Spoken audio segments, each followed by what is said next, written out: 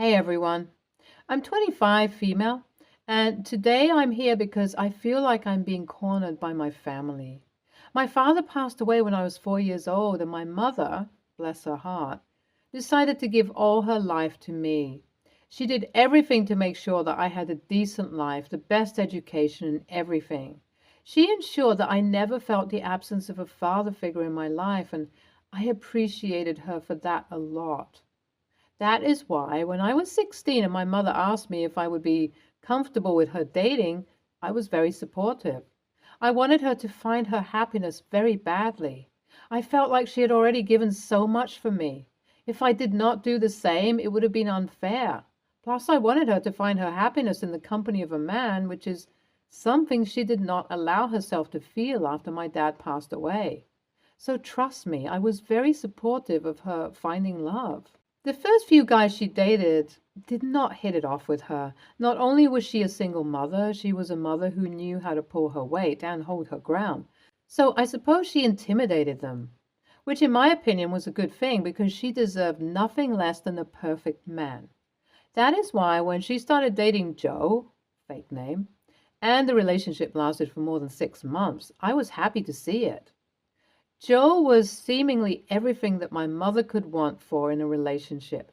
He was a single father himself and raised his son on his own. He seemed like someone who got my mother a lot. And when my mother asked me if I would be comfortable with her being in a relationship with Joe, I was fully supportive. Their relationship seemed really good and healthy at first, like Joe cared about her opinions, her happiness, and her priorities, which are all good things. He even went out of his way to build a shelf for my mother because Mom has an obsession with cute mugs. These gestures, albeit small, made me feel like he was the man for my mom. So after 4 years of dating, when she asked me if I would be okay with them marrying, I was very supportive. They got married in the fairy tale way that she had always wanted, and I was her maid of honor, of course.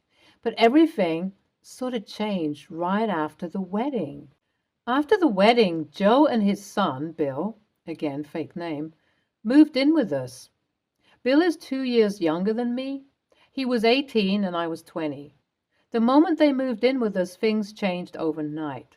Suddenly, I was a second-class citizen in my own house. Joe requested we give Bill my room because it is bigger and more airy, even though I've had that room since my mom bought the house when I was 17. I expected my mother to say something or do something, but she did not do anything. Instead, she accepted whatever Joe was saying. In her eyes, whatever Joe was saying was perfectly valid. Bill was indeed growing up, and boys who are growing up need more space than a girl who's already grown up. And as I was going to move to my university, I could just shift into Bill's room instead. I hated that ever since they got married, my mom switched teams. But when I talked about it with my therapist, she said that perhaps my mom was doing this because she wanted the marriage to work out. When my therapist put it that way, I kind of got where she was coming from, and I expected that maybe after 6 months of the marriage or a year of the wedding, she would start being my mother again, and that never happened. Since the wedding, my mom was everything except my mom. At first, it hurt, but eventually I got over it. Now, on to what has happened. When I was 24, I found out that I was pregnant. The guy I was seeing at the time was not my boyfriend. He is now. So I felt very lost. I called my mom, and after 4 years of marriage, for once, my mom showed up when I needed her to. I told her that I was scared and stressed out and I wanted to come home. My mom welcomed me back. I moved in with her and opted for the online classes that my course offered.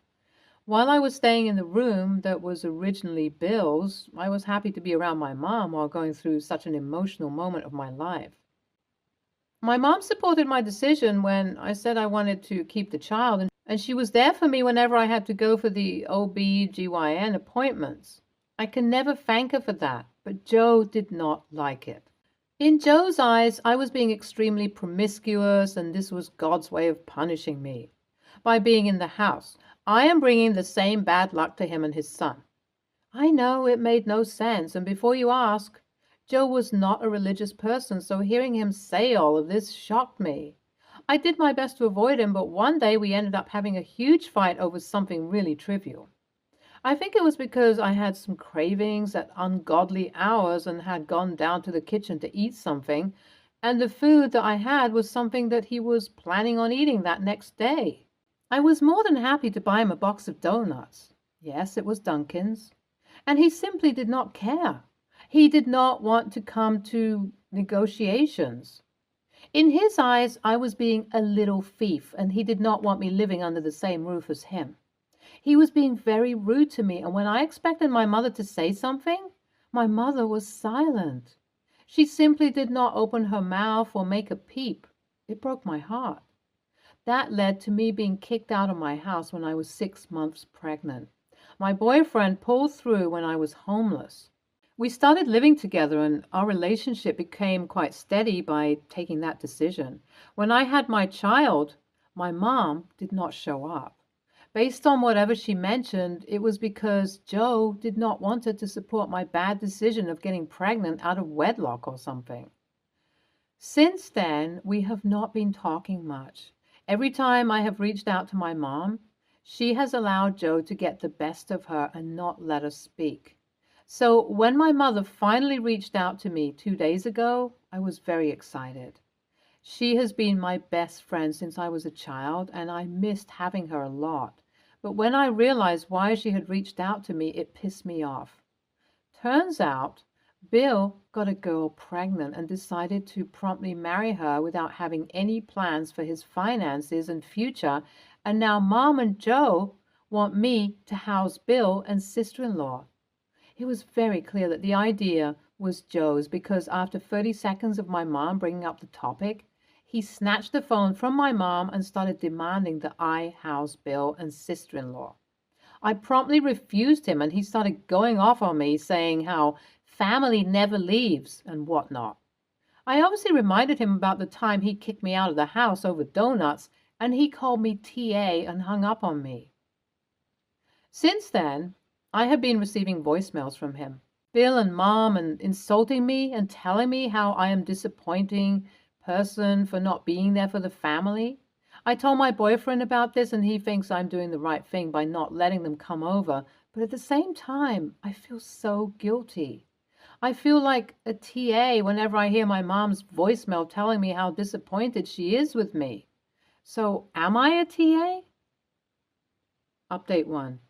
My mom called me again. She tried to have a heart-to-heart conversation with me. She said how I am a good daughter and I have done a lot of things that she can never imagine doing, and that is why she expects me to be there for the family. It was clear that Joe was on the other side of the call because I could hear his huffs and quiet whispers, which were not quiet at all, urging my mother to let Bill move in with me. I told her that it is not happening and my decision is final. The moment I said that, Joe took the phone from her and started going off on me.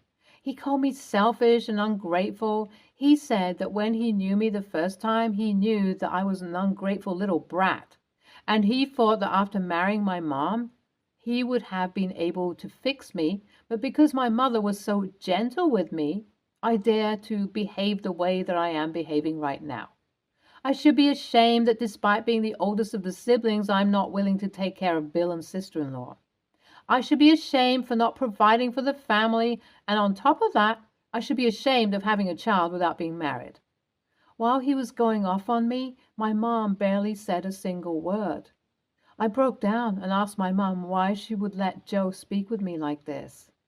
I reminded her that I am her daughter, and I reminded Joe that if I had said no, my mom would have never gone out on the second date with Joe, let alone marry him.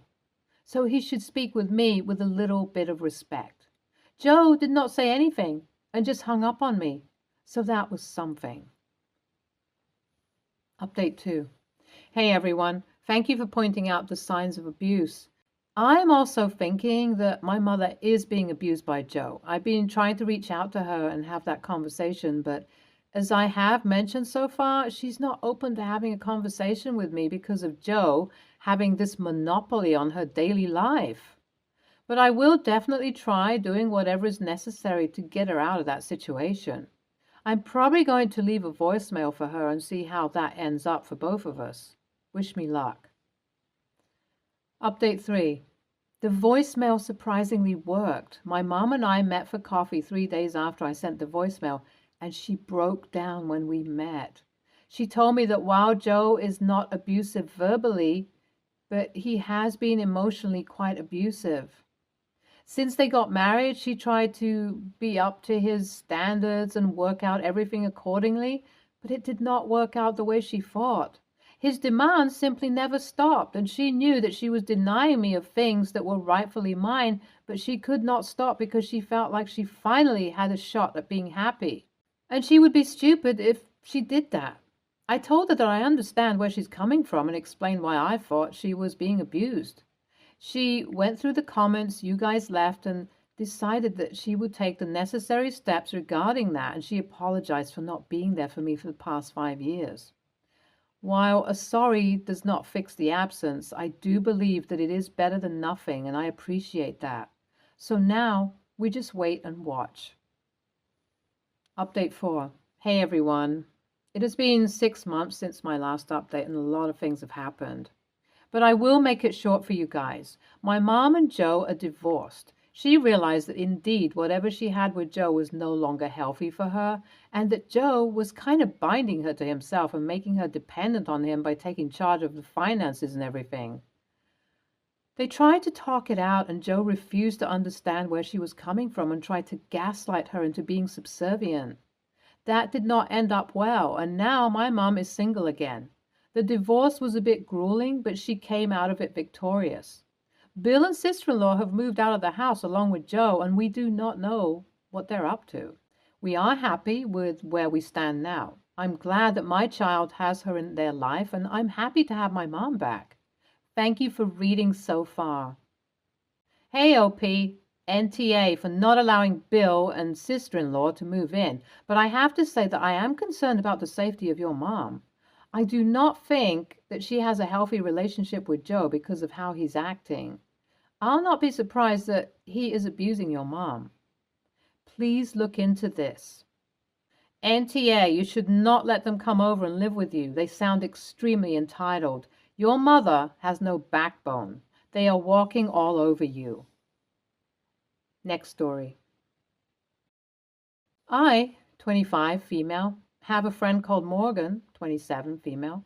Morgan and I have been drifting apart in recent years due to our differing opinions of how she handled the situation at our other friend's, 25, female, Lucy, wedding in 2019. Lucy had asked Morgan to make some desserts and sweet treats for the reception, and she agreed. This was the only food that was going to be at the reception other than cocktail sandwiches. They agreed on the price. For the sake of simplicity, let's say £500 for all the baked goods. This isn't what they actually offered. It was much more. Because when they organized this, Lucy and her partner were solely paying for the wedding. About 7 months before the wedding, Lucy's parents offered to pay for the remaining fees, which they took up. This meant they theoretically had more money to pay Morgan for the food she was making. This is how it looked on paper. But in reality, the money was swallowed up quickly by other fees and whatnot. I guess Morgan found out about the extra money at the wedding and tried to ask Lucy for more, but Lucy refused because she literally didn't have it. Morgan wanted £2,000 now instead of £500. So she took the all-baked goods and put them back in her truck, and so no one had anything to eat for most of the reception. Lucy was obviously having a breakdown, and her partner, the families of the married couple, all our friend group, were trying to convince her to bring the food back in, but she refused. Luckily, some people went and ordered a ton of pizzas, burgers, milkshakes, etc., and the wedding was saved, but it caused so much unnecessary stress. I have sort of stopped talking to Morgan, but she is vaguely in the friend group because she's loosely related to Lucy, and she's been trying to get over it because they see each other at family gatherings. Anyway, I announced my engagement in December, and we're getting married in August 2023. Everyone but Morgan is invited. I'm not trying to be a bitch, but she has shown herself to be very vindictive and calculated in her malicious actions since this wedding debacle. and the last thing I want is her kicking off.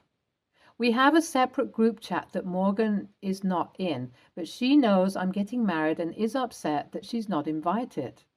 She called me and asked why I couldn't invite her. I told her that, one, we're not friends. Even before Lucy's wedding, we were more acquaintances. And two, her behavior at and after Lucy's wedding has made me doubt her maturity, and I want my day to be special. I know I can't prevent everything from happening at my wedding, but if I can remove one factor, someone who is known for being argumentative and vindictive, for my own anxiety, then fine. Now she's trying to convince Lucy to convince me to let her come. Morgan is super upset at me and my fiancé. AITA? NTA, though I do think you should have kept Lucy out of it. You should have just left it as, I never thought of us as friends, and left it to that. Now you brought Lucy into more drama that she didn't need when she seemingly is trying to patch it up. They still hang in family gatherings, and Lucy didn't push her out of the friend group when no one else likes her. So that kind of makes you shitty, but not for inviting her. But you should apologize to Lucy for extending her drama. Next story. Using a throwaway account because family uses Reddit. I, male, 22, have a small dog, 6, and we had no issues with my sister nor her partner. Here's what happened. Yesterday, I was visiting her because she needed help at home because her partner had a 24-hour shift. As always, my dog was with me and he was well behaved and sat in a place the whole time. Also, I promised that I would visit them today again and bring my Switch to keep the 4-year-old entertained. He has a fractured leg and shouldn't move too much. Today, my sister told me that his partner suddenly developed an allergy towards dogs because his eyes got itchy when he came home after work. And when I'm visiting her today, my dog should stay in the garden alone. I told her that I won't do that because he's not used to it. It's cold and windy. I didn't tell her yet that I'm not visiting. We received a text message from her partner while I was on the phone with my sister, where he basically wrote the same thing that my sister told me. My mom got furious and called my sister, and it turned out that my sister would be mad at me for not coming because I promised I would bring my Switch, and so on. And she thinks that the dog staying outside is a reasonable request. My mom said that we won't come as our clothing car is also full of dog hair. I totally can understand that the dog shouldn't come and allergies can suddenly develop, but I think I can refuse to come if my dog suddenly isn't allowed inside, so WIBTA? Edit. He barks the whole time I'm away. He can stay only 30 to 60 minutes completely alone for now. Still in training. Usually I have someone to watch him. I just don't want to visit her today, tomorrow, because on short notice, I don't have anyone. In the future, I will visit my sister without the dog. I just need a few days' notice so I can plan it properly. Another edit. The last 6 years, there was absolutely no issue with my dog being with us. I don't expect to bring him anywhere without asking first. NTA. Situation changed, so plans had to change. She, sister, needs to grow up. The dog's behavior when left alone isn't going to change just because the situation changed. OP is dealing with the present reality, not a hypothetical you should have done it like this universe. And none of this even matters if just walking in the front door after the dog was gone caused the reaction. Mom is correct that the dander on the clothes and belongings could still be a problem. Also, to anyone questioning the sudden allergy, you're not allergic to something until you are. Yes, it can happen that quickly. NTA, I understand he cannot control his allergies, but he should get allergy testing to be sure it's actually the dog. On top of that, you have every right to help and visit when you want to and not help or visit when you don't want to. I love my dog. He too went through a barky period where he was very attached to us, so I understand how you do not want to leave the dog alone or outside in the cold and wind, which would be cruel. NTA, just because your sister considers it a reasonable request, don't automatically make it one. They may have their reasons for asking you not to bring your dog, and you have your own. Very valid reasons for not being able to visit under these circumstances.